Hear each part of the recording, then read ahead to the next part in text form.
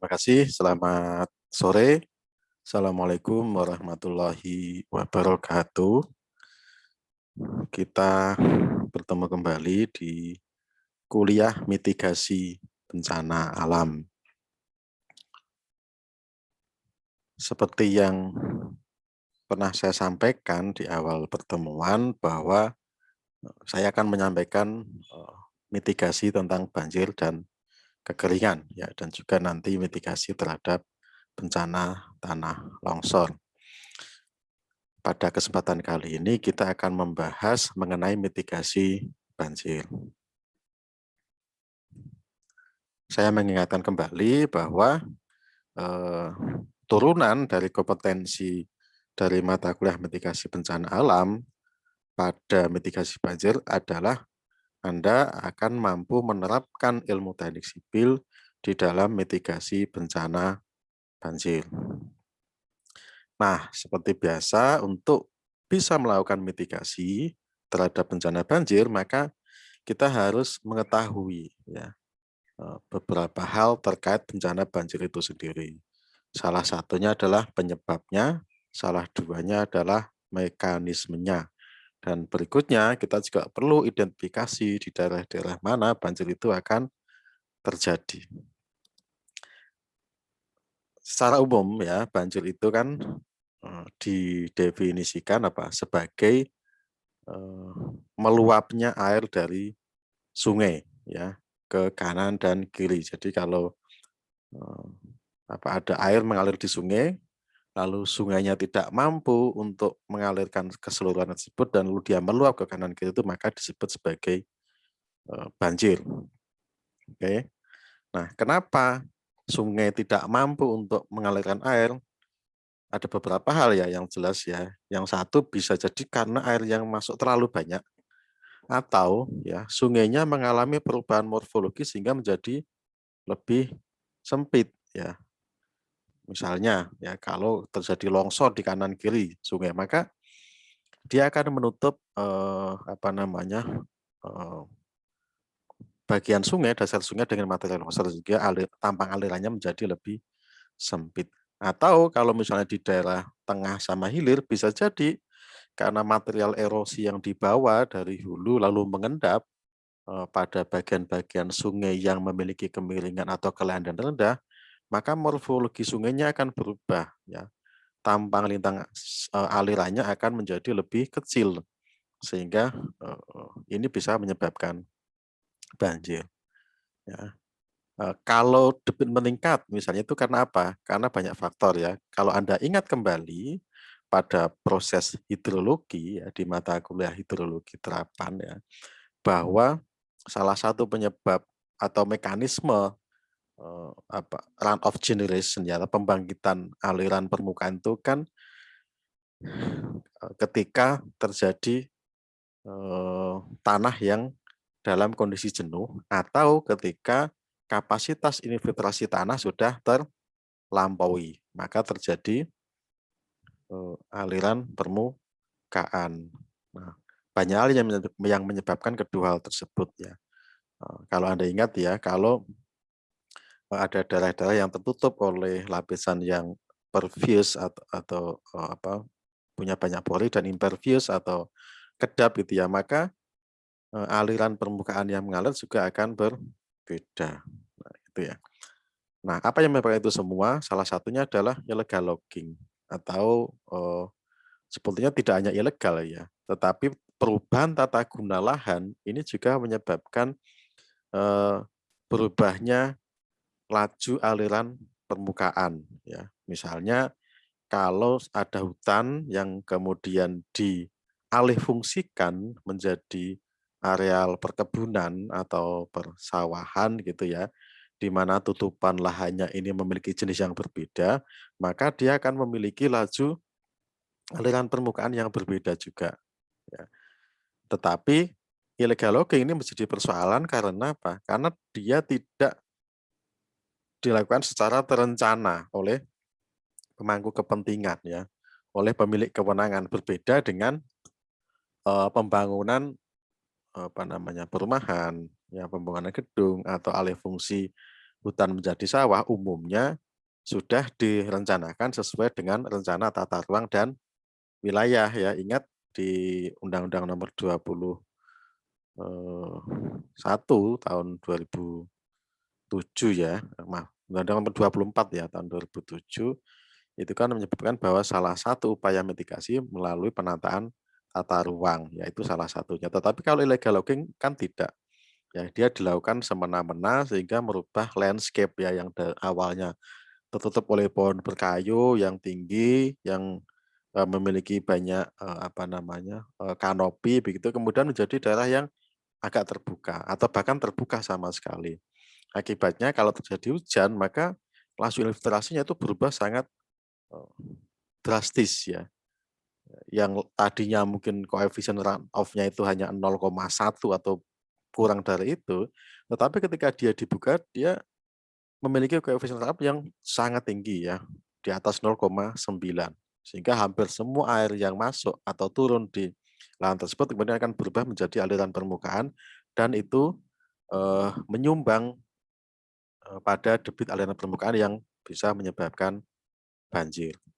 Berikutnya kalau di daerah perkotaan mungkin apa namanya, perubahan tata guna lahan dari hutan pohon berkayu ke lahan terbuka tidak terjadi, tetapi di daerah perkotaan ini masalah utamanya adalah soal sampah ya.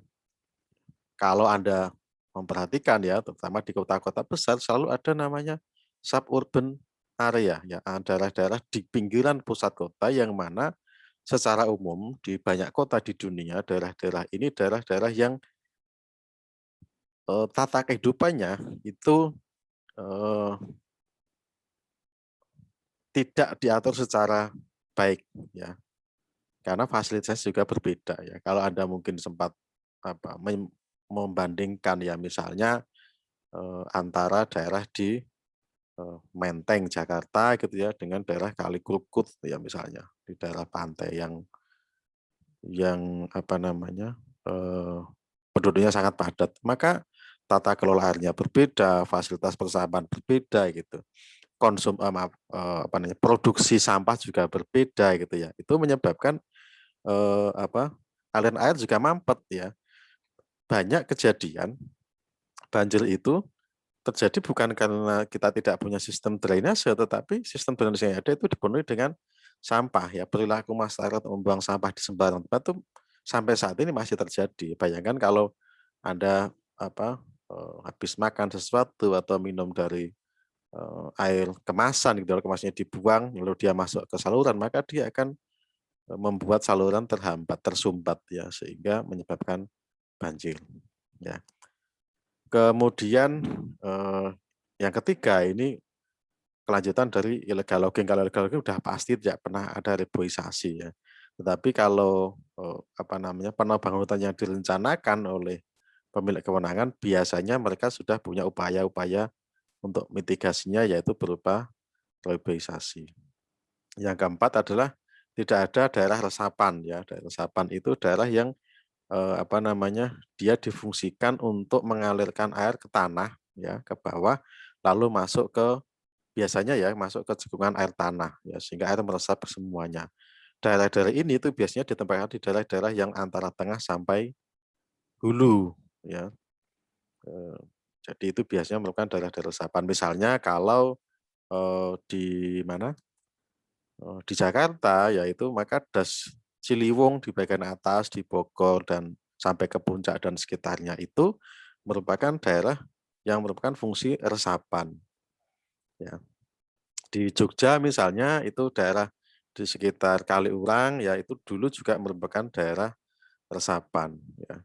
Kalau itu kemudian dialih fungsikan menjadi bangunan, apa, gedung, maka fungsi resapannya akan berkurang bahkan hilang, ya. Oke.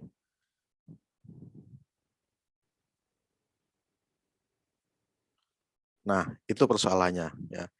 Tetapi juga seringkali kita juga menyaksikan bahwa banyak bangunan didesain dengan tutupan, lahan berupa beton ya, paving dan lain-lain yang itu mengurangi, kemampuan tanah untuk meresapkan air, ya.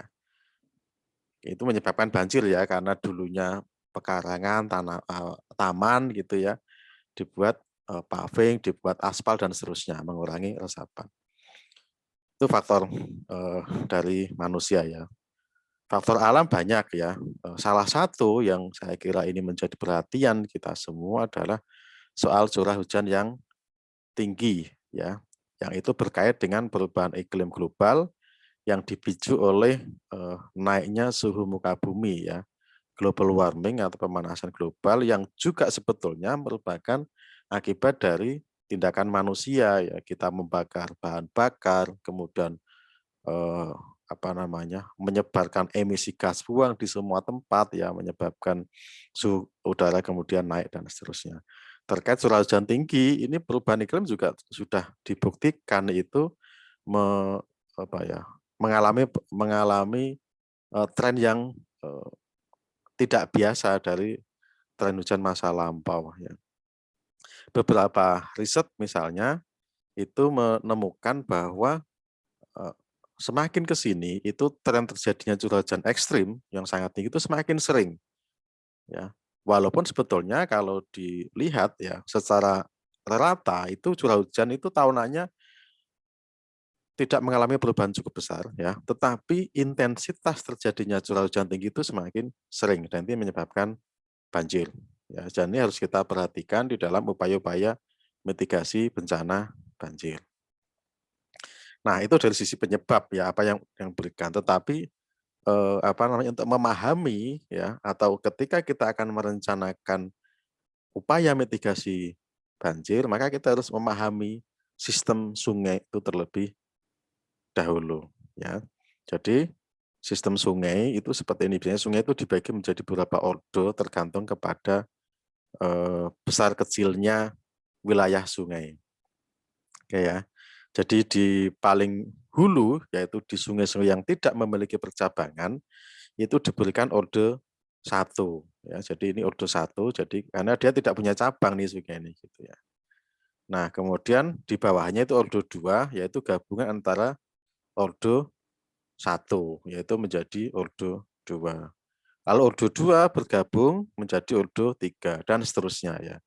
Tetapi perlu diingat ya, kalau sebuah sungai itu merupakan gabungan dari dua sungai dengan ordo yang berbeda, maka dia tidak dijumlahkan, tetapi mengambil ordo yang paling tinggi. Misal, ini dari ordo 2, kemudian masuk ke sini, tetapi dia bergabung dengan ordo 1, maka dia tetap menjadi ordo 2. Ordo 3 bergabung dengan ordo 2 tetap menjadi ordo 3. Ordo 3 bergabung dengan ordo 1 tetap menjadi ordo 3. Ya, jadi ini sistem pembagian eh, sungai ya menurut Horton. Oke. Nah, dari sini ini masing-masing memiliki karakteristik ya. Ini di daerah hulu, ini biasanya tengah, ini hilir. Jadi ordo kecil biasanya berada di daerah hulu.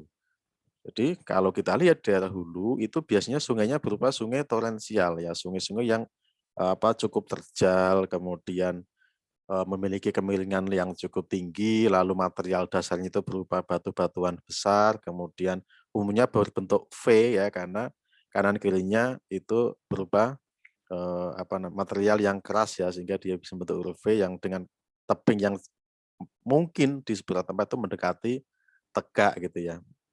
Ini daerah sini. Nah, karena dia memiliki kemiringan yang tinggi, maka air akan mengalir dengan sangat cepat di daerah satu ini, daerah hulu ya. Nah, kemudian, ada bagian kemudian dia turun ke sini, itu kemudian kemiringan lahannya, itu berubah secara drastis ya. Anda bisa lihat di banyak tempat ya. Misalnya, kalau kita melihat bukit, yaitu di sampingnya kemudian langsung ada daerah-daerah yang landai, maka itu daerah-daerah yang berpotensi menjadi daerah banjir. Kenapa demikian? Karena ini kan dari sini air mengalir dengan sangat cepat, lalu karena kelandaiannya itu berubah secara drastis, maka laju aliran di sini, ya ingat bahwa kecepatan aliran merupakan fungsi dari kemiringan lahan. Jadi kalau kemiringannya ini turun, maka kecepatannya juga akan turun. Ya, jadi dari cepat kemudian menjadi lambat, maka air akan numpuk dalam satu waktu yang sama. Nah, seolah-olah menjadi antri kemudian meningkat debitnya dan bisa menyebabkan banjir ya. Kemudian ke bawah juga begitu, ini biasanya semakin landai dan debitnya semakin besar. Jadi umumnya daerah banjir itu berada di daerah hilir atau mungkin bahkan di tengah ya, tergantung pada situasinya. Tetapi secara umum kita akan mendapati banjir terjadi di daerah hilir yang itu di dekat dengan muara sungai ya. Itu juga karena apa namanya, morfologisnya juga berbeda gitu, kemelandian lahannya juga berbeda karena menjadi lebih kecil. Nah, meskipun ya tadi kita punya struktur yang seperti tadi ada ordo 1, 2, 3, kemudian ada torensial, apex sampai delta ya. Tetapi apa namanya, das yang berbeda ini akan memberikan resiko banjir yang berbeda juga. Eee, das itu kan dibentuk dari apa, topografi ya. Jadi dia dibatasi oleh daerah-daerah punggungan ya, daerah-daerah tinggi. Nah, itu bisa memberikan bentuk yang bermacam-macam, ada yang bentuknya lonjong sampai bulat ya. Semakin, bulat dari bentuk das, maka semakin besar resiko terjadinya banjir. Ya kenapa? Kalau Anda ingat ya, di mata kuliah hidrologi terapan ya, eee, banjir terjadi ketika atau aliran atau debit puncak ya, debit puncak yang kemudian menyebabkan banjir, itu terjadi ketika keseluruhan air hujan yang turun ke dalam suatu das, itu telah berkontribusi terhadap debit di sini, ya. Jadi hujan terjadi di titik ini, dan ini sudah masuk ke sini semua. Maka disitulah terjadi debit puncak atau debit banjir kalau nilainya melebihi kapasitas sungai. Nah, kalau dia bentuknya lonjong, ya ingat ya dari ujung ke sini sampai ke outlet itu dia butuh waktu. Misal terjadi hujan merata di seluruh wilayah pada daerah yang lonjong ini, ya, air yang akan datang di sini dari sini itu akan sampai lebih cepat, ke sini dibandingkan dengan air yang datang dari sini, ya. Sehingga ketika ini sudah hujan reda, ini sudah habis, ini baru nyampe ke sini. Sehingga debitnya tidak tinggi. Tetapi berbeda kalau dia bentuknya bulat.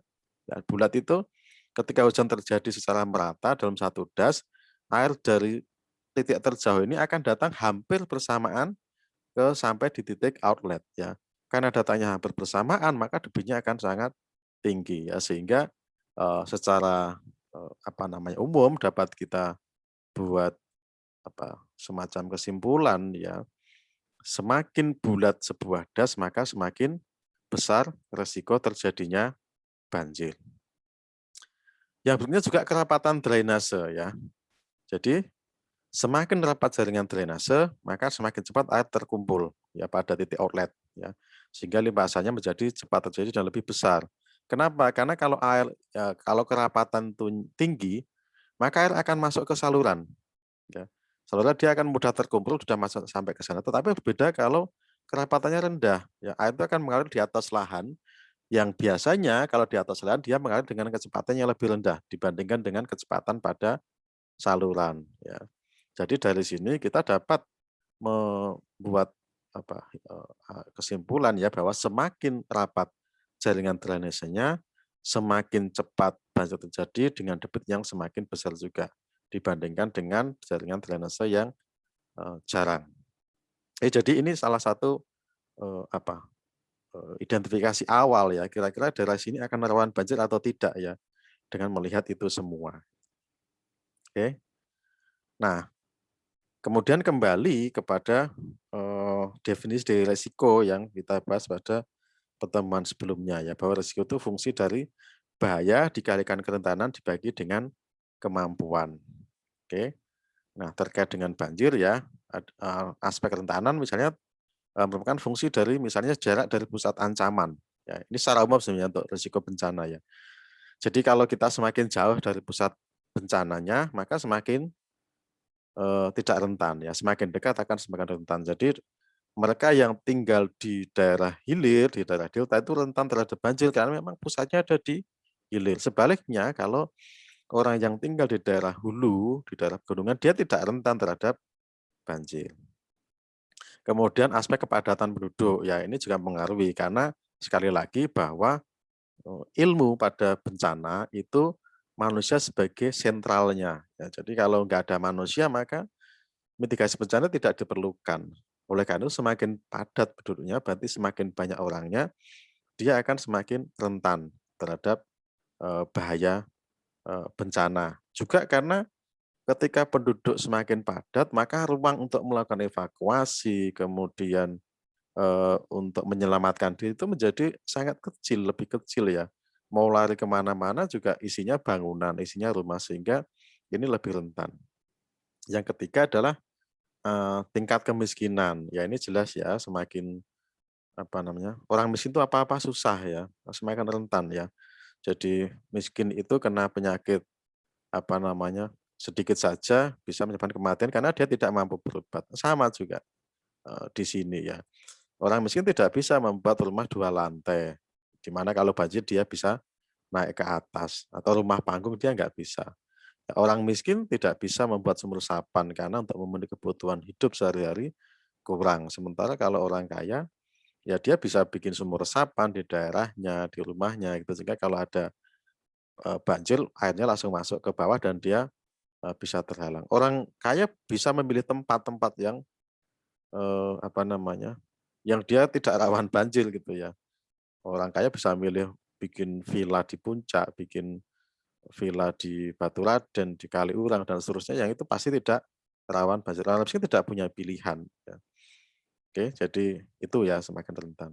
Aspek kapasitas saya kira, kelembagaan kita punya, BNPB ya.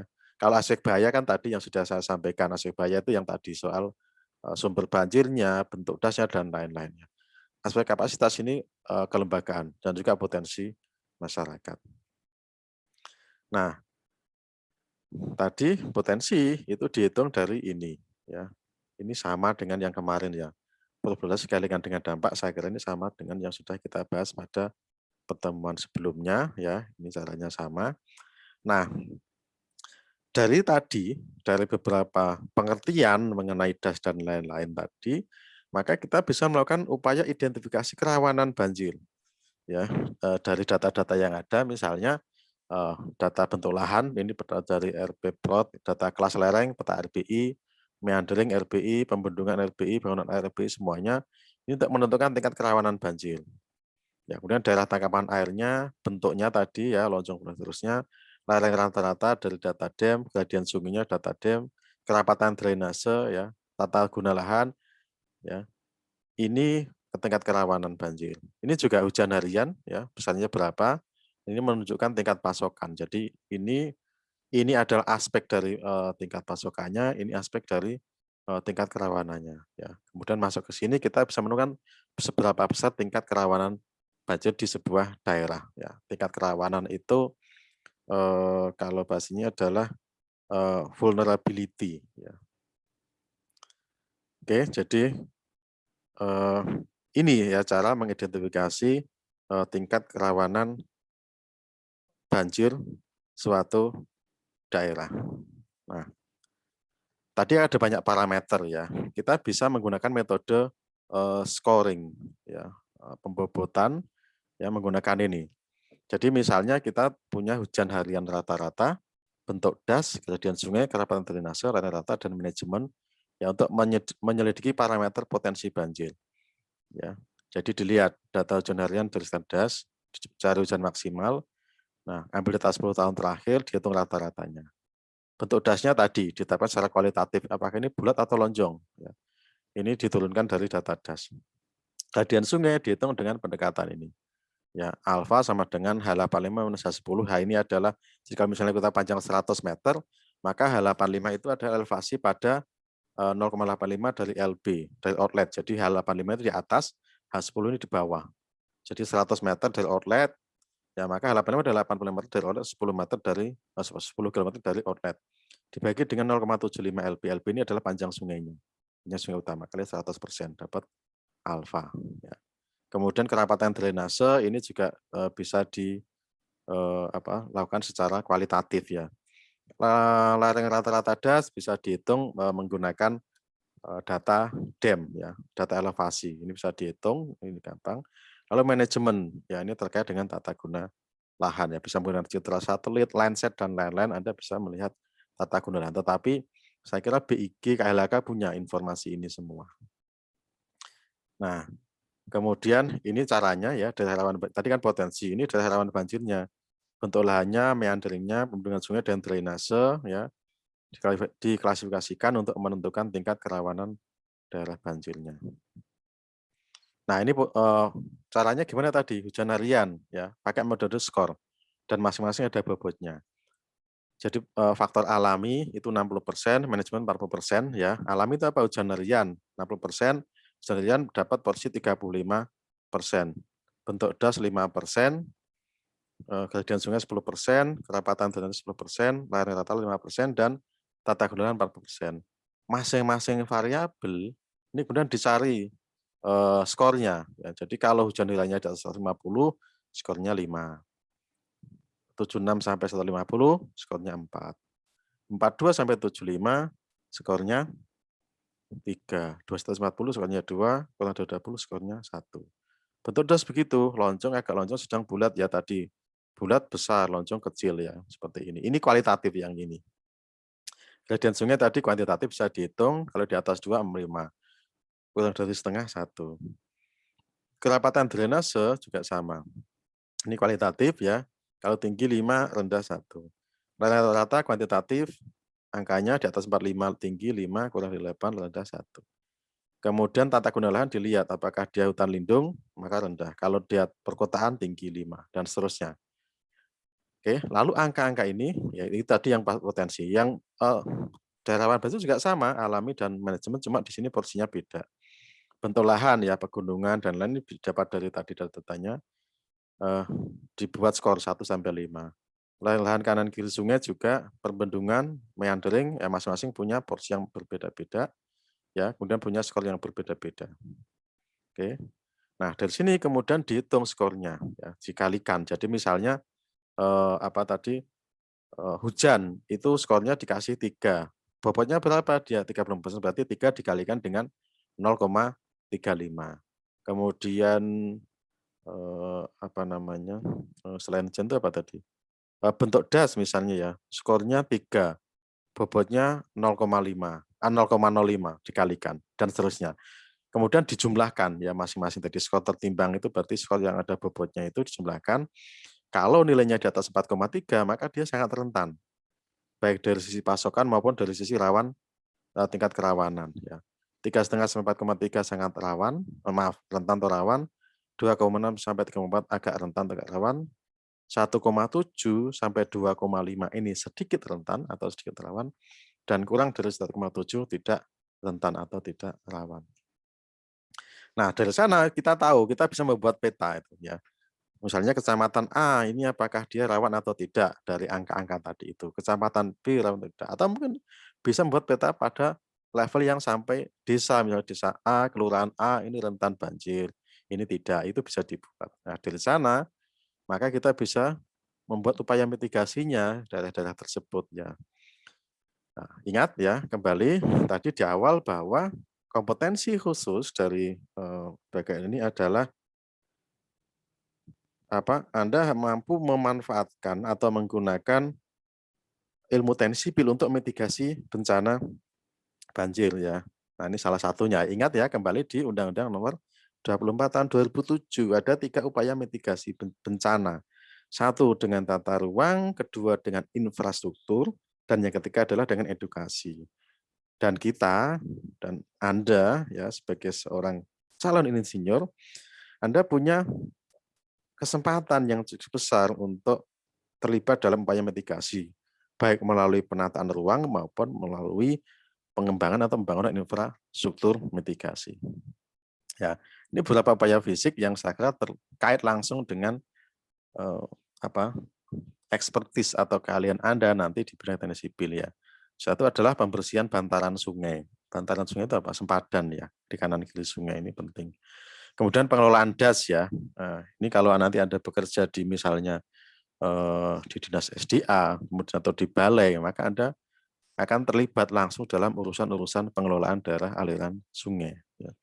Misal penanaman vegetasi ini bisa dilakukan untuk mengendalikan kecepatan aliran air dan erosi tanah ya, karena kalau kita punya vegetasi rumput-rumputan maka dia memiliki, koefisien maning yang cukup besar ya, karena dia kasar. Karena kasar maka kecepatan alirannya bisa dikendalikan pada level yang rendah. Kemudian pemeliharaan vegetasi ya, pengaturan bangunan-bangunan cekdam di sepanjang dasar aliran yang bererosi, jadi buat cekdamnya ya. Kemudian bikin sumur resapan untuk daerah perkotaan ya. Kemudian bikin bangunan pelindung tebing, ini juga berpengaruh terhadap mitigasi banjir. Ini upaya fisiknya adalah pembuatan sabodam, cekdam dan seterusnya ya, untuk mengurangi apa? Laju sedimentasi di bagian hilir ya. Jadi material erosi itu ditahan dulu di bagian atas, di sabodam atau cekdam, nanti diambil secara berkala ya, sehingga dia tidak sampai ke bagian hilir yang itu merupakan daerah rawan banjir. Nah, di sabodam itu kemudian dia sedimennya dikeruk ya secara berkala.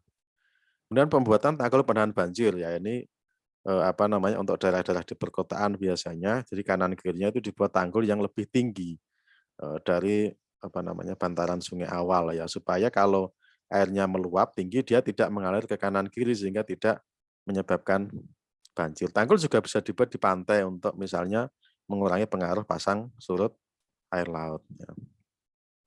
Dan perencanaan ground seal ya, ground seal untuk mengurangi erosi ya, membuat karena kalau tadi ya, kalau debitnya itu tinggi, maka di bagian bawah itu kecepatan airnya juga tinggi ya, itu menyebabkan erosi dasar sungai, yang itu menyebabkan nanti sedimentasi di bagian hilir ya.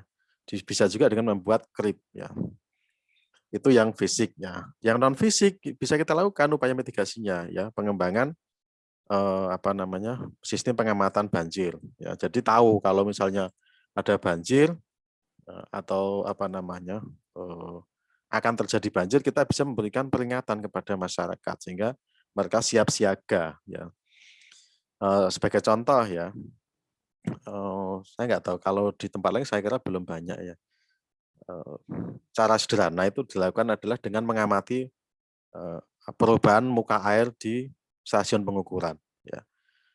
Yang sering dilakukan tuh seperti di Jakarta itu, kalau misalnya di Bendung Katulampa itu airnya naik sampai ukuran tertentu ya, mereka bisa memberikan informasi ini sudah naik sampai segini, maka akan terjadi banjir gitu. Salah satunya dengan cara itu dimonitor. Jadi kalau muka air di sebuah stasiun pengukuran air atau pos juga itu naik, maka menjadi indikator akan terjadi banjir, sehingga dikasih informasi karena dia tahu dari Katulampa sampai ke Jakarta Pusat misalnya, itu butuh waktu berapa lama, sehingga orang punya waktu untuk melakukan upaya-upaya evakuasi.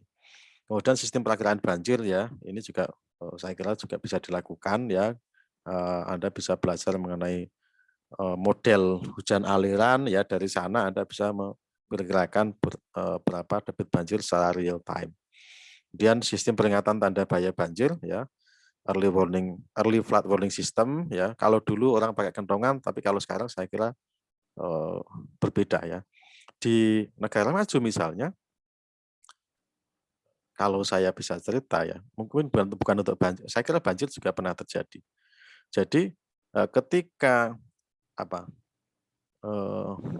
lembaga atau instansi terkait yang berwenang untuk melakukan monitoring, memberikan warning system ya, itu memperkirakan akan terjadi banjir, dia kemudian bisa melakukan kalau saya bilang hijack ya. Jadi semua stasiun radio itu kemudian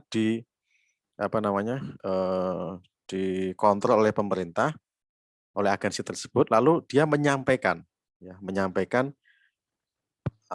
bahwa akan terjadi banjir. Daerah-daerah yang terdampak diperkirakan adalah A, B, C, D. Lalu apa yang harus dilakukan oleh masyarakat di sana misalnya, itu dilakukan ya. Dan itu menurut saya sangat bagus ya. Jadi kalau kita misalnya lagi dengerin radio gitu ya, maka kita harus dapat peringatan itu ya. Saya kira itu ya beberapa upaya non fiksi yang bisa dilakukan untuk melakukan upaya mitigasi banjir. Ini beberapa teknik yang dibuat misalnya ya, tadi di bagian dulu ya, tekniknya bisa menggunakan AWLR ya, kemudian kasih peringatan banjirnya akan terjadi berapa lama. Kemudian bisa juga dengan identifikasi jenis material. Kali ini agak agak detail ya, karena misalnya kalau debitnya tinggi, otomatis kan material yang dibawa akan besar ya, itu bisa dipakai. Bisa juga misalnya untuk melihat ketebalan awan dan lamanya hujan, ya ini, kualitatif ya. Di hilir bisa pakai telemetri ya, jadi mengukur, perubahan muka di satu tempat. Bisa radio dan sebagainya, bisa juga menggunakan model hidrologi dan ini dipakai. Jadi model hidrologi itu bisa dipakai sudah saya kira sudah cukup lama ya oleh misalnya NASA menggunakan model hidrologi, ada 4 kalau sekarang belum berubah ya, dulu 4 model hidrologi. Kemudian dia ngambil data hujan dari satelitnya mereka, sekarang namanya GPM, dulu TRMM gitu ya. Dari sana, data hujan dipakai untuk menjalankan model hidrologi, lalu dia memperkirakan lokasi genangannya di mana ya, dan dia bisa generate data, eee, kalau nggak salah itu per 15 menit sekali gitu. Nah itu bisa dilakukan. Di Indonesia ini masih menjadi tantangan saya kira buat kita semua ya.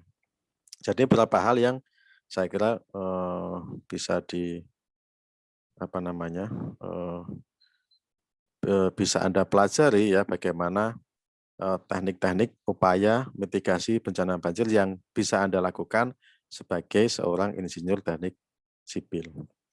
Baik, saya kira untuk pertemuan kali ini kita sampai di sini ya. Terima kasih, selamat sore. Assalamualaikum warahmatullahi wabarakatuh.